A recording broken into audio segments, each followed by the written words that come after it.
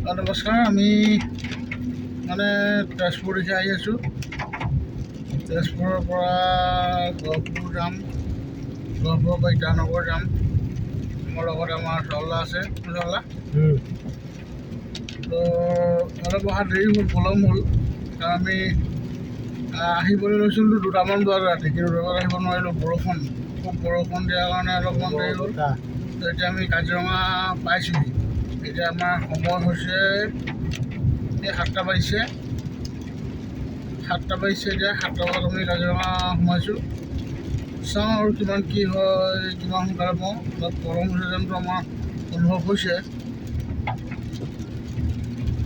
আহি থাকোঁ, লাহে লাহে গৈ থাকোঁ, আপোনালোকক দেখাই যাম আৰু ক'ত ক'ত কাম আছে। মানে প্ৰথমতে আমি যাম তেজপুৰ, তাৰপৰা বাঘমাৰীত আছে কাম। তাৰপিছত গহপুৰ যাম, গহপুৰৰ পৰা আমি ইটানগৰ যাম। ইটানগৰত থাকিমগৈ। ইটানগৰত আমাৰ কাম আছে।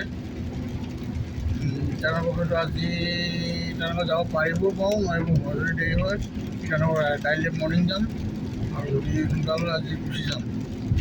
তাৰপৰা চাই থাকক, আমি কাজিৰঙাৰ কিছু পৰিৱেশ আপোনালোকক দেখাম এতিয়া।